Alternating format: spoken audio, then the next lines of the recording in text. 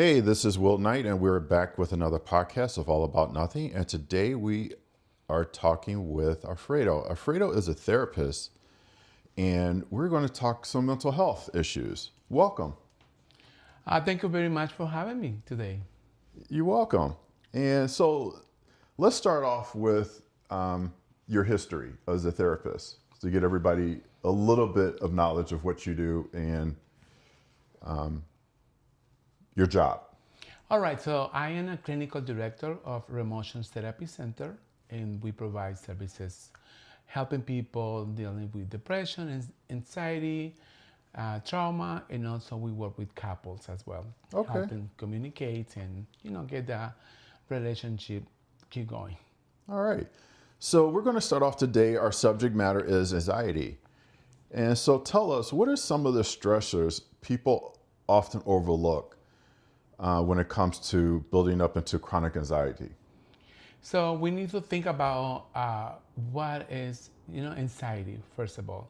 And anxiety is basically a tool that our body have to let it know when something is affecting the way that we dealing with daily activities. Of course, anxiety can be something that causes many issues, but as well, it can help you to improve something that you are working on. Okay. How does the body physically respond to constant low-grade stress? And why is it eventually escalates into anxiety? Yeah, most people don't realize the body has in the background mechanism that work over time, never stop. So the way that we identify, the body can tell us is when we start breathing faster, or maybe when we start feeling very tense, or when we don't really basically enjoy what we're doing because we are always overthinking what's going on, what's going to happen later. So basically, the body's telling, hey, you just need to relax, calm down, and take one thing at a time. So when it comes to the body and anxiety and stressors, everybody reacts in different ways, handle stress differently. So like, for instance, I was just on a plane and had to go through several checks through the airport. That to me was a stressor. I was just like, oh my God. But then all of a sudden, different people experience that in different ways. What are some of the roles does social media also play into increasing daily stress with comparison to everyday pressures? Well, social media, as we know, it can be helpful, but at the same time, can be something that put us in situations that we feel very insecure. So we just need to make sure that recognize what is real and what is not. Our brain can recognize it, but our body doesn't. So if I start saying it's very cold in here, my brain knows and it's not cold. However, my body might be start experiencing a little bit. Yes, it's a little chill. I don't know. Maybe we need to turn the temperature a little higher because it's cold. But it's good to like I said, recognize what is real and what is not.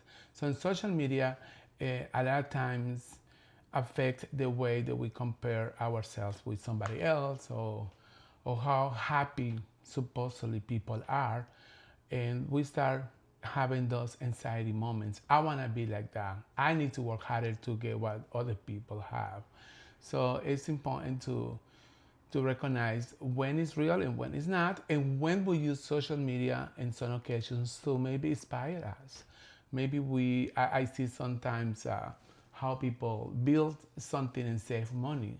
So things like that, I feel like we can definitely use it in our favor. Do people ignore different warning signs, and why do they ignore warning signs when it comes to anxiety, like red flags? What's to watch for? I think a lot of people ignore those signs because lack of time that we don't could be we don't take. I don't say we don't have. So sometimes when we are like running late to go anywhere, when we haven't paid bills, when we had to answer phone calls, emails, send message. So we start accumulating all those little things. And so we don't feel like we feel like it's okay and that we can handle it. So if we don't do like a self-evaluation or a check-in, could be weekly, could be, I definitely recommend daily. So that's why we start building that anxiety. So it's how we really pay attention those little things that we accumulate daily. Does it help to have some type of like like exercise, like yoga, um, Pilates, maybe talking with a therapist every week or once a week? Does that help? Definitely, yes. Any activity where you challenge your brain to do something different, something that helping you to explore, something that you can do as something new, uh, moving your body. Of course, exercises is something uh, the doctors, everybody recommends. And having a support system. It's good to know who can I call in case I need to, complain or say Yeah. something that is happening to me. So definitely any activity outside of the routine that we know is gonna take outside from whatever situation is very helpful. How is some of the financial pressures in today's economy and our economic standards, how does that contribute to ongoing stresses? Well, financial situation is something that most of the time is with us. We are thinking that maybe we don't make enough, or that we want something extra, or that we deserve more. Um, so I would say finances is part of life. So we need to keep in mind in where are our boundaries and whatever we spend, and also what are our goals, and be realistic. Maybe I don't have the money to buy my new cell phone today, but do I need it? Can I wait? Maybe when I maybe pay my bills, or meet my expectations based on what I have. So I think it's like I say, it's always good to recognize how much we have, and maybe also tracking the small expenses, how much I spent last month, and I'm okay with that. We not judge, because that's the problem when we judge. A lot of times we start continue with whatever goal we have, because we judge, we feel this guilt. So we want to know is we want to make sure that I didn't do it last month for any reasons. Let's see what strategies I can use next month. I also feel people, your friends judge you when it comes to financial going out, versus, oh, let's go out and party or let's go out and get a drink, and you watching your financial status, and it could be a difference of they're making more money or they're just in more debt. So you want to be equally and spread your or save your money and not be in debt. That plays a huge role. I think it's something that I always recommend is when you are having fun or spend time with friends, what is your goal? Uh, Compare yourself with your friends or have a good time.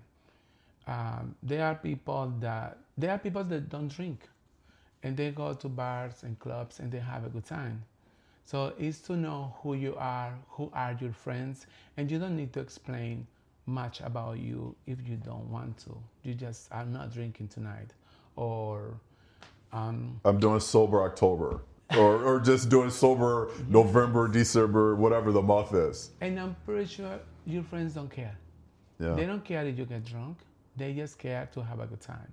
So we are also. I think it's important for us to, before, to go out, is what I'm going out to spend money or to have fun, Yeah. and what fun means to me.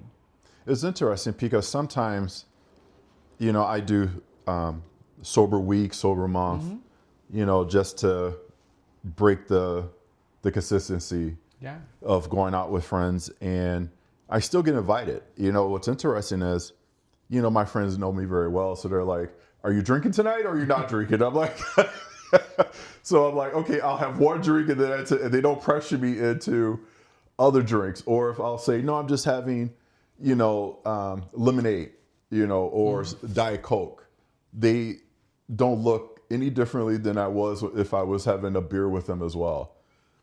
Yeah, and there are some situations that I know some friends they don't drink. They only have, let's say, ginger beer, and people already know. So when they buy their own drinks, they bring the ginger beer Oh, without even ask. yeah. So I feel like um, that judge and the comparing with others is we need to really work on it because again, people just want to have fun. They enjoy your company, know how much you drink. Yeah.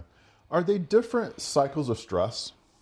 Yes, stress can be not only the stress, but I would say it's like once you get stressed, you start overthinking. And once you start overthinking, plus the stress, is when the anxiety take control. And then with that anxiety, you go back again to another worry. And then that worry create another stress. Oh, okay. So And that different stress, patterns. yes. Okay. So that's why I say anxiety has the their party, the good time. So we want to make sure to know how we can prevent stress that we can control because knowing what we can control and things that we cannot control is something that is good for us to know. Let's say if it's raining outside, I cannot control. I cannot control the weather, but I can control if I want to bring an umbrella to cover myself and don't get wet. That action I can control. I cannot control the weather. So it's always good to ask the questions, ask the question ourselves and say, is this something that I can control or I cannot control? When I can control, I will do my best to prevent it or have any strategy. Things that I cannot control is that's when we say it is what it is, or nothing I can do, or that's life. Got it. Got it. Okay. How do people differentiate between normal stress and chronic, or when it becomes harmful or it just becomes chronic? Okay, well, we want to make sure to know there are two kinds of stress, the good one and the bad one. Let's go to the good one. Let's say let's give you an example. I need to finish this test because as soon as I finish my test, I will get I don't know I will pass my class. So that stress that I need to finish, it will help me to do something like to study. Or when I have a presentation, I have a stress about it. So I will read, I will concentrate, I will make sure that I'm prepared for that. So that will be a good stress. Like I need to go to sleep early because tomorrow is a big day or a long day, so I definitely need to do it. So when it's something that is beneficial for me, I think that stress is good. And it's always good to keep in mind what happens. So using the same good stress for different occasions. The bad one, on the other hand, is when we don't do it. Let's say I need to study for this test, but I'm so stressed out that I can't even concentrate. I just let me get my brain to get distracted with something else. Or when I don't eat well because I'm overthinking. Or when I decide to do, like I said, any distraction or eat less or maybe get anything that is nothing to do with my responsibility. So that's what we said is the bad stress. That's what anxiety, and that's why we need to, like I say, have this support system. And we as a therapist, of course, that's what we help to see how that reduce that bad stress and maybe use some tools to get from the bad stress to the good one. Okay, that's interesting. we're going on. How does mindfulness fit in when you practice, your everyday work habits? You're studying, you're in school, a mom of 5 or a mom of 3. How does mindfulness fit into this?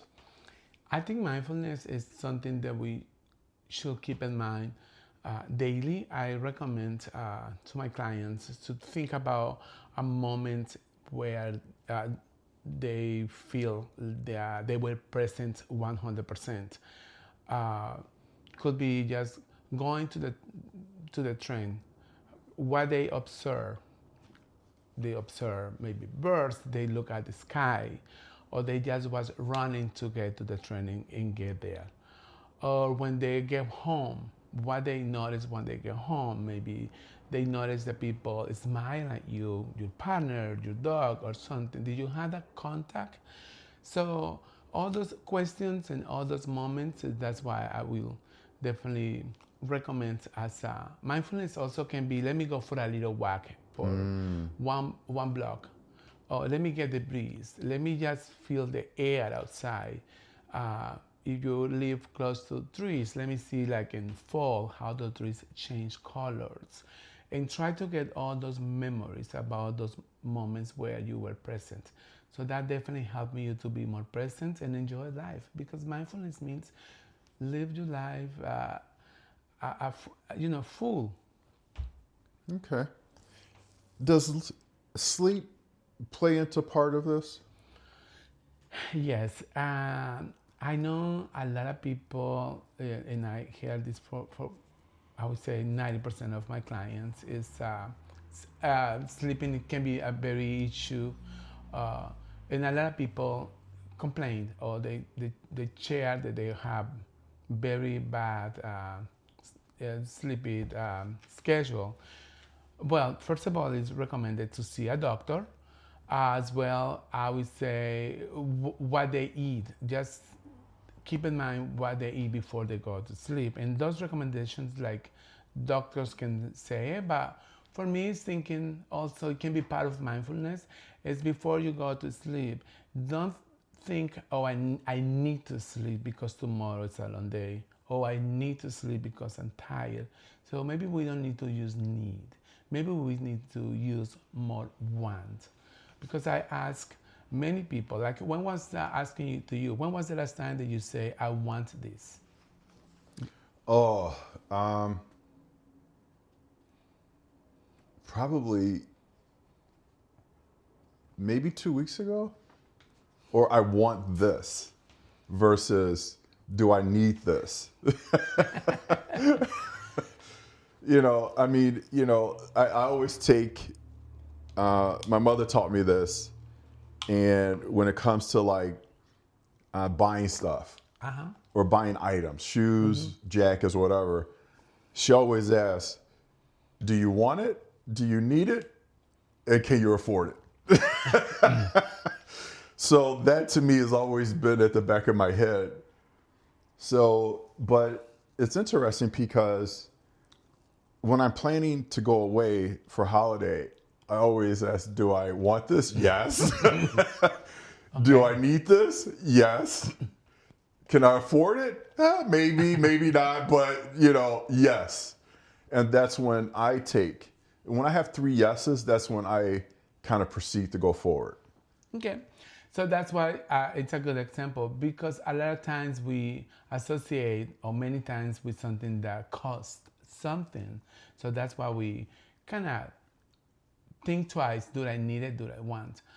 But go back to the sleepy time, and when we say I need to sleep. Yeah. Maybe I want to sleep, I want to enjoy my bed, I want to be in my pajamas or naked, whatever you sleep, and feel my pillow and maybe disconnect and start making dreams in my bed. Then I don't know how much I pay for it or somebody give it to me.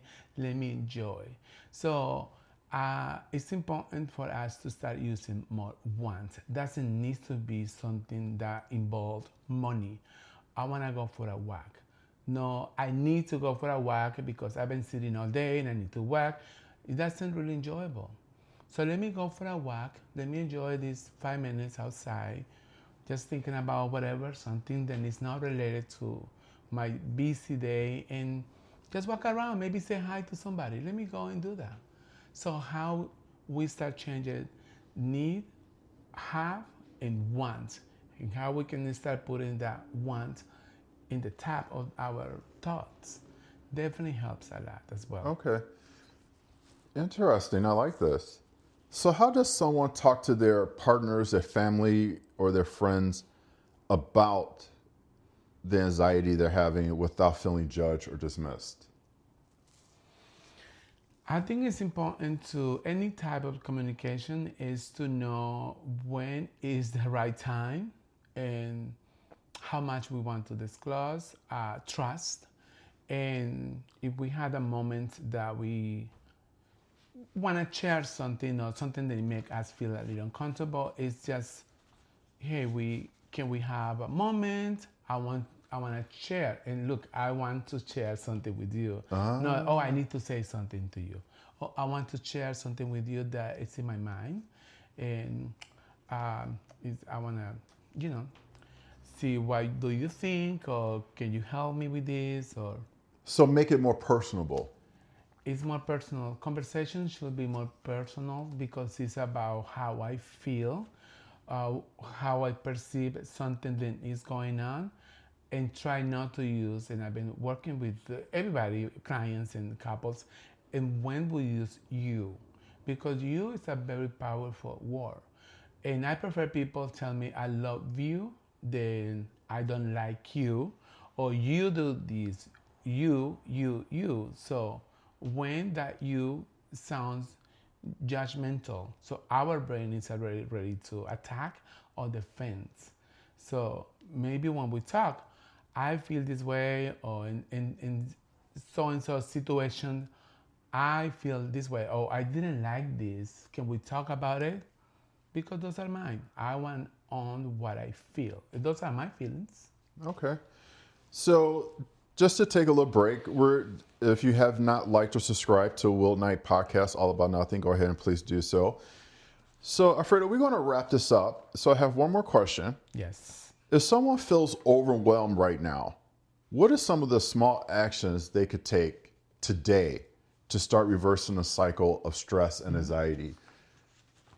Yeah, overall, just one thing is prioritize what's going on, what you think you need to prioritize, what's something that you need to do right now, what things you can do it tomorrow or next week, and maybe write it down. And I like to use colors. I try not to use red because red for me means love. So I don't want to put anything on red. So maybe green, yellow, or something. And it's a prioritize what do you need to do, like I say, now, and also what things you have control. Because a lot of things I don't have it. So it's also good to know what prioritize and when do I have control. So, when it comes to stress and anxiety and your clients, do you do group therapy? I start doing group painting groups. It's not therapeutic, but we talk about feelings and communications and find different ways to, to express whatever we feel. So we've been doing that, and definitely it's working. And this is not like mandatory for your clients to do. This is all volunteer. This is volunteer. We start doing it actually in November, and we're going to do something in February for Valentine. We want to do an activity and during, I would say, the first week of February. And do you do this year round or just on certain dates or weekends? Yes, the groups, I will do it once a month from January to January. So, Okay. yeah. And how do people find you? They can find me in my website, which is remotionstherapy.com, or they can email me, Alfredo at remotionstherapy.com, or my phone number, 401-663-4437. Okay. Thank you very much. We're going to have you back because this month we're going to talk about mental health and awareness. And so we'll see you soon. Yeah, thank you very much for having me. No problem. I'll talk to you soon. Okay, bye-bye. And that's it for All About Nothing. Thank you very much for joining us and tune in for more.